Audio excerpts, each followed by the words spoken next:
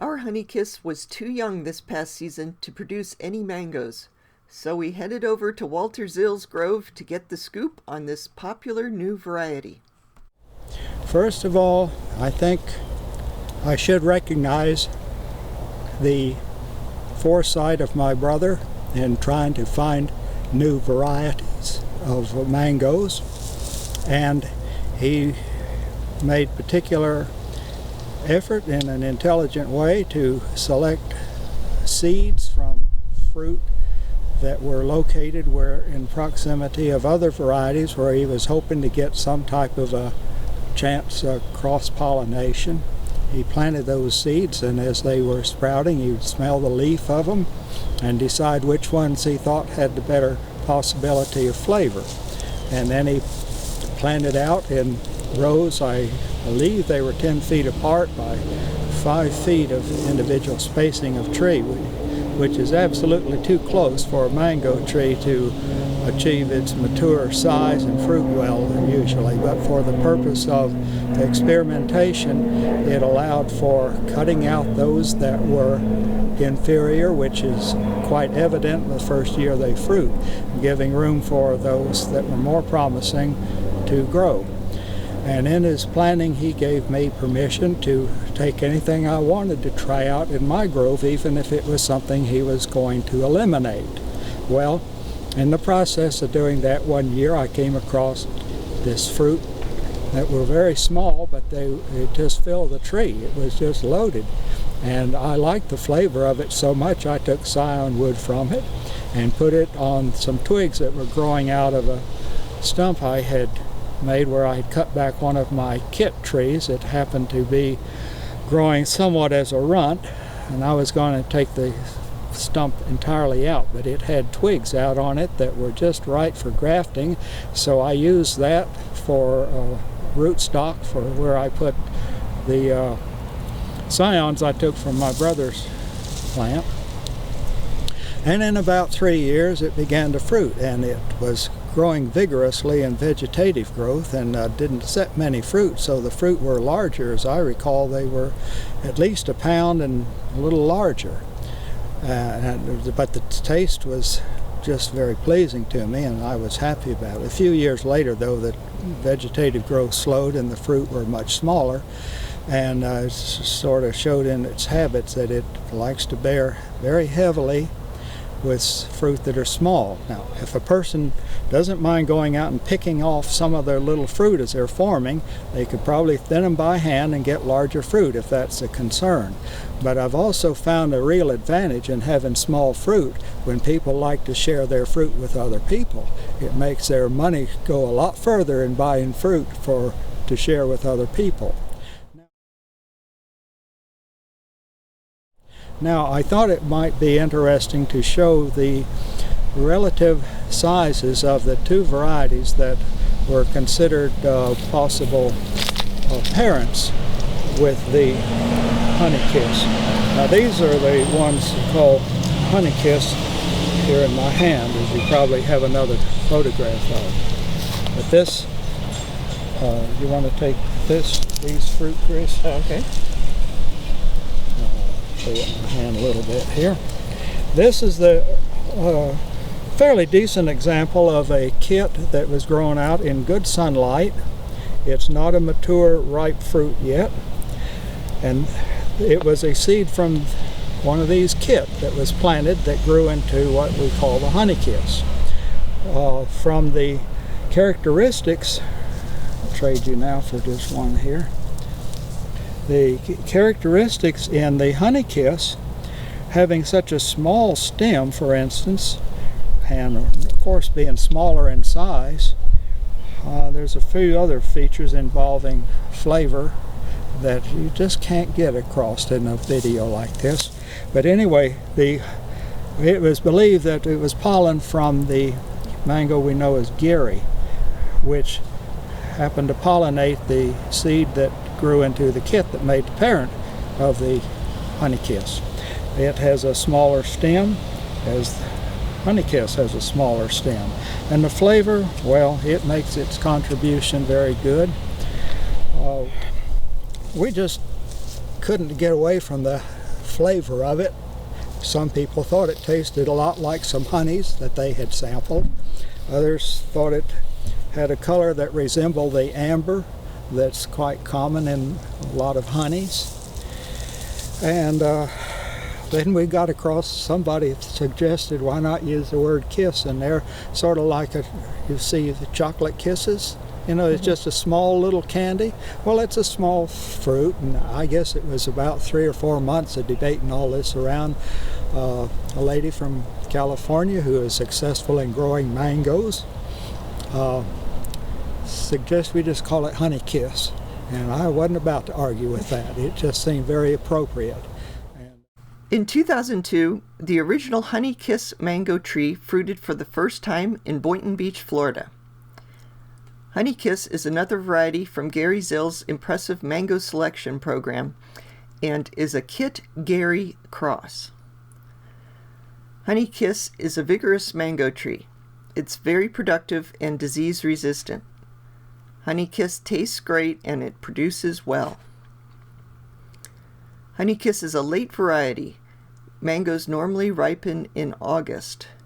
Clusters of fruit on one panicle are common. For larger fruit, just thin the clusters when the fruit are small. I look for that green to have a coloring of yellow. This is an example of the one we laid down here.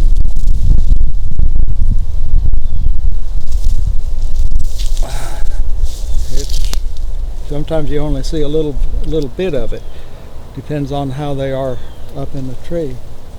I don't see any. Well, this happens to be a fruit that I picked from there with the picker earlier today, but it was in a cluster, and I was fortunate to get it separated from the cluster without causing the cluster to come loose and fall down. They do hang on pretty good for a mango that turns yellow on the tree. You're talking about the honey kiss. So you look for the yellow on the bottom of the fruit? Or anywhere? Well, it can be anywhere on it. If it gets a more even color all around, that's even better. And a few years ago, well, it's probably on my camera somewhere, I have pictures of fully ripe, beautiful ones, red to yellow all over, still hanging on the tree. You have to pick them off, and that's a good feature. That they'll hang on after a color change, and so wait for a color change and then pick them, and you'll be guaranteed they were fully mature fruit when you got them.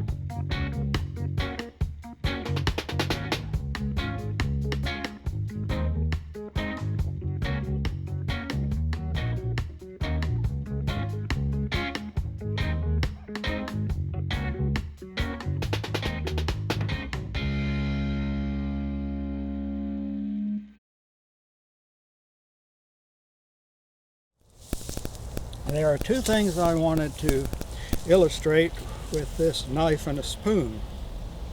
One of the things is that when the mango is ripe enough, it does peel quite nicely. And I'll cut into the skin. This one, I wish it was riper. The skin might tear, but it does have a tough enough skin that you can peel it back. You can't do that with every mango. The other thing is, if you cut a cheek off, cutting a cheek off of the side of the seed,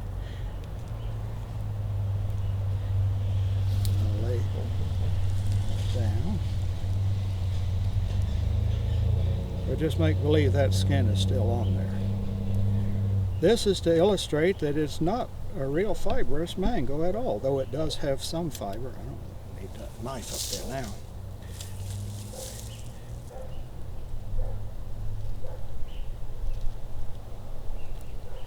Now, I just wish you could take a bite of that. Anybody? I'll take it for the team. You'll take it for the team. All right, let's see what happens. Very good. You're not going to have to see your dentist right away? It just melts in your mouth. It does have a little bit of tartness because we're sort of forced to... Yeah, it's not as ripe as it could be. But yeah, that just melts in your mouth though.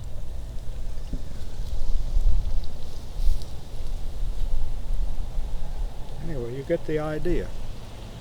So, what's it taste like? Well, that's a terrible quick answer question. No, you taste it. You tell me, because this it's got tartness because it's a little underripe.